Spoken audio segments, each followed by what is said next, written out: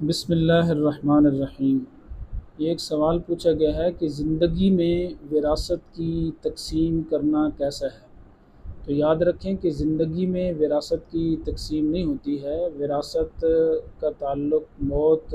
کے بعد ہوتا ہے، موت کے بعد میراث کو تقسیم کیا جاتا ہے۔ زندگی میں اگر کوئی شخص اپنی اولاد کے درمیان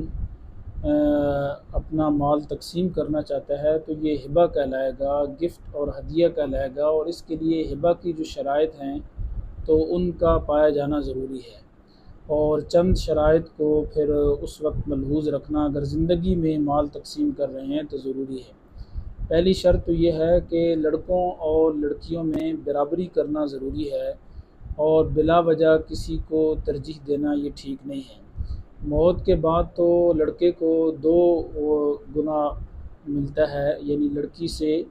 ڈبل حصہ اس کو ملتا ہے، لیکن زندگی میں اگر کوئی والد اپنی اولاد میں جو ہے وہ مال تقسیم کر رہا ہے تو پھر لڑکوں اور لڑکیوں میں برابری کرنا ضروری ہے، یہ پہلی شرط ہے۔ دوسری شرط یہ ہے کہ جو دینداری ہے تو دینداری کی بنا پر دیکھیں، اگر اس کی اولاد میں ایک بچہ دیندار ہے، زیادہ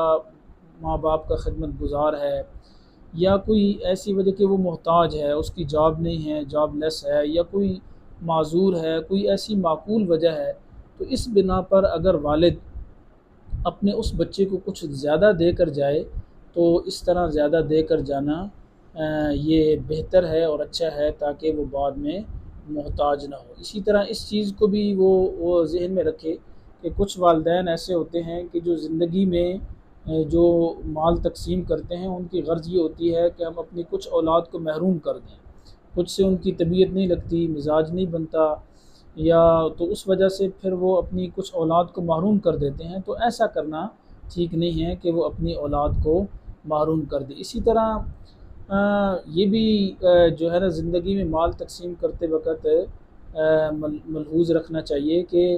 اگر کوئی بچہ ایسا ہے کہ جو بے دین ہے، یا کوئی بچہ ایسا ہے کہ جو باپ کو خدشہ ہے کہ وہ بے دینی کی طرف مائل ہے، فسق و فجور کی طرف مائل ہے، کہ وہ میری زندگی کے بعد یہ پیسہ جو ہے وہ یعنی فضول کاموں میں اڑائے گا اور عیاشی میں اڑائے گا اور دین سے دور ہو جائے گا،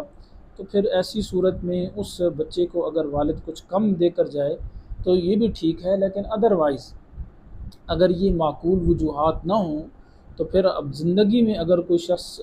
اپنی اولاد میں مال کو تقسیم کر رہا ہے تو تمام اولاد میں یعنی مال کو برابر تقسیم کر کے جانا یہ ضروری ہے۔